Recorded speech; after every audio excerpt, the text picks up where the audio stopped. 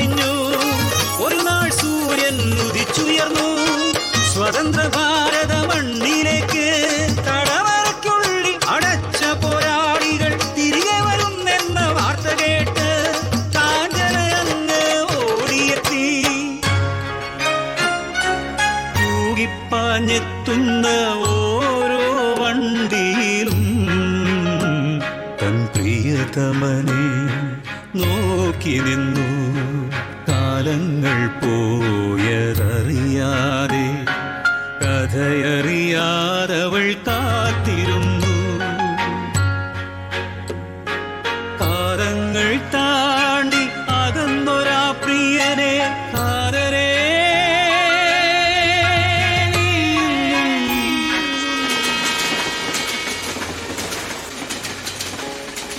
കാത്തിരിപ്പോ